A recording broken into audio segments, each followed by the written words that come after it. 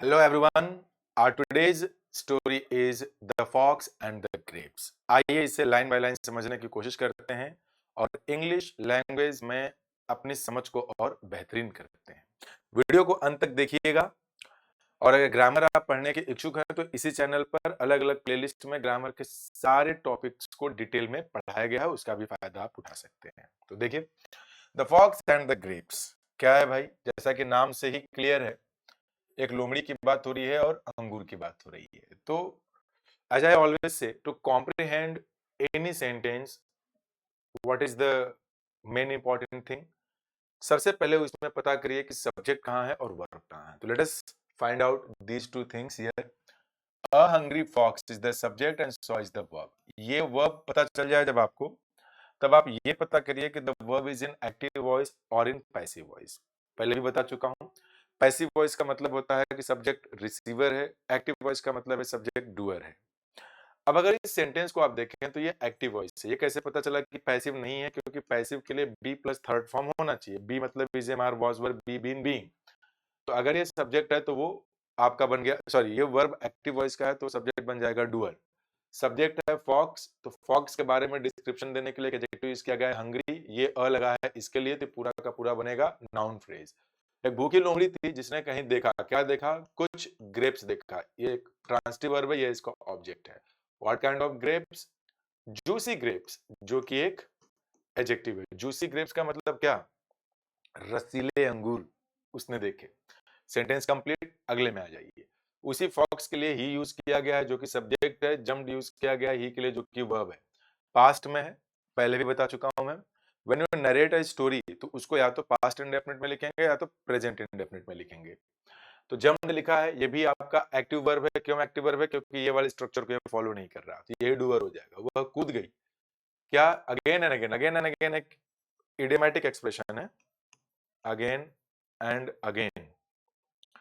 ये तो जानते ही होंगे आप लोग, इसका मतलब होता है बार बार। इसको आप कह सकते हैं टाइम एंड अगेन।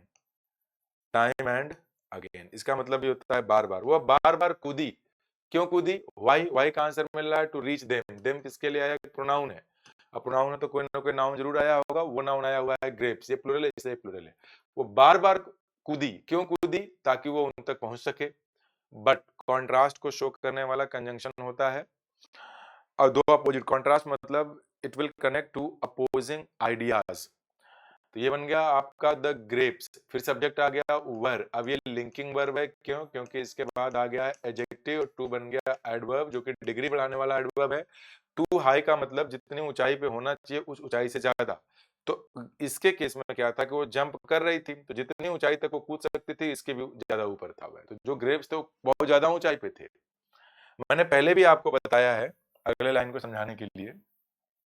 जैसे कोई सेंटेंस अगर एक मिनट, कोई सेंटेंस अगर एडजेक्टिव से शुरू होता है या आईएनजी फॉर्म से शुरू होता है या वर्ब के थर्ड फॉर्म से शुरू होता है तो तीनों एडजेक्टिव ही होते हैं। और लास्ट में अगर बाद में अगर कहीं कोई कॉमा लगा हुआ रहे तो इसका ये मतलब होता है कि जो भी सब्जेक्ट यहाँ का होगा, मतलब इस वाले वर्ब का ही सब्जेक्ट तो है ही, तो इस वाले का भी ना यही सब्जेक्ट होगा, यही सब्जेक्ट होगा, यही सब्जेक्ट होगा। जैसे लिखा गया कि टायर्ड, ये एक एडजेक्टिव है, तो भाई कोई ना कोई टायर्ड तो रहा ही होगा। देखिए यहाँ पे कॉमा आ गया। ही, ये सब्जेक्ट है, तो ही वॉज टायर्ड, वही मतलब कि एकदम थक गई थी। वॉकड अवे, अब इस वाले का देखिए पैटर्न दिख गया, वो चली गई कहते हुए। अब यहाँ पे जो है ये जो सेइंग है ना, ये प्रेजेंट पार्टिसिपल है। He walked away and said, ये मतलब निकल लाना। और क्या कहा इन्वर्टेड कॉमास में? दीज ग्रेप्स आर खट्टे, सावर एनीवे, मतलब कि छोड़ो अंगूर खट्टे थे। ही प्रिटेंडेड, वो ही किसके लिए आया है? फॉक्स के लिए आया। प्रिटेंड का मतलब होता है टू अफेक्ट। अफेक्ट का मतलब बन गया आपका दिखावा करना, उतना दिखाने की कोशिश की। यहाँ पे आप चाहें तो दैट कंजंक्शन लगा सकते हैं। जनरली जो दैट कंजंक्शन है इसको सेंटेंस में इनफॉर्मल स्टाइल में लिखते नहीं है, लेकिन कंजंक्शन लग जाए तो अच्छी बात है, क्योंकि दो दो क्लॉजेज हैं, दोनों को जोड़ने के लिए कंजंक्शन चाहिए। उसने क्या दिखाने की कोशिश किया कि ही नेवर। नेवर का मतलब, नेवर मतलब आप लोग हिंदी में बोलते हैं कभी नहीं, लेकिन सेंटेंसेस में से थोड़ी दिक्कत हो सकती है, तो इसको ऐसे याद करिए, not at any point in time. ऐसे एक वर्ड होता है ऑलवेज, आप लोग इसे पढ़ते होंगे हमेशा, तो इसको ऐसे पढ़िए कि at every point in time. इसका मतलब at every point in time tense वाली वीडियो अगर आप यूट्यूब पे देखेंगे ना मेरे, तो उसमें ये सारे के सारे मिल जाएंगे आपको। तो ही प्रिटेंडेड, उसने क्या दिखाने की कोशिश किया कि ही नेवर वांटेड देम, मतलब उसको वो कभी जैसे चाहिए ही नहीं था। तो क्या इसका मोरल निकला? It's easy to despise. Despise का मतलब ये निकलता है किसी चीज को नापसंद करना, क्रिटिसाइज कर देना। डिस्पाइज व्हाट यू कांट है, मतलब जो चीज तुम्हें ना मिले तो उसको नापसंद कर देना, उसमें घृणा करने लगना, उसको नफरत करने लगना कि हटा हुआ है, बेकार है। नापसंद आए तो बोल देते उसी में कमी है।